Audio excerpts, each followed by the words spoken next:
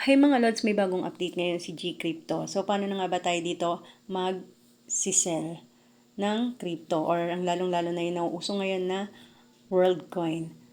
So, ituturo ko sa inyo. Let's start. So, ito yung aking WorldCoin worth 130 pesos and 23 centavos. So, isell na natin siya.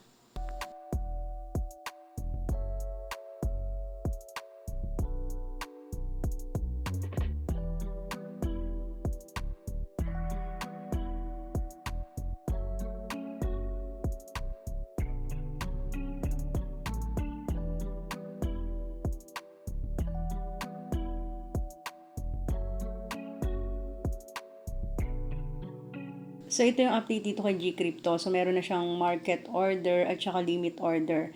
So, dito ka sa may market order. Pero pwede rin naman dito sa limit order. So, ang gagawin mo lang dito sa limit order, lalagyan mo siya ng limit price. So, lalagay mo dito is, katulad dito, 48.22 pesos siya. So, ang ilalagay mo dito sa limit price ay 48.23. So, hindi pwedeng 48.22 kasi ang minimum niya ay 48.23. Tapos, i-max mo lang ito, then, sell mo na. Tapos, okay na yan. So, pero, mas okay kung dito ka na lang sa market order. I-click mo lang itong WLD, tapos, ilagay mo lang kung magkano ang isi-sell mo. Or pwede rin namang pindutin mo na lang tong 100% or maximum.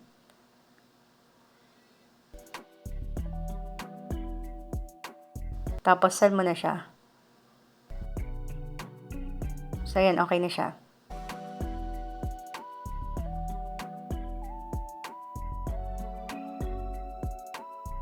So ito na siya. So ililipat natin siya sa ating GCash wallet.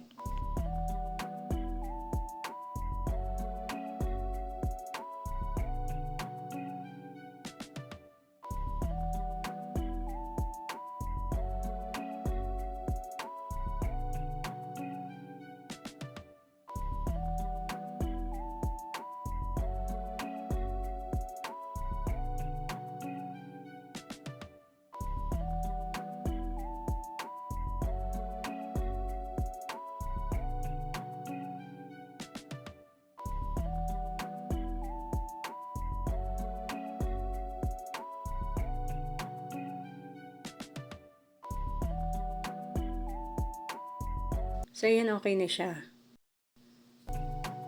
So, ito na siya. Dumating na siya sa ating GCash wallet. So, ayan ang mga lods. I hope na nakatulong and please subscribe!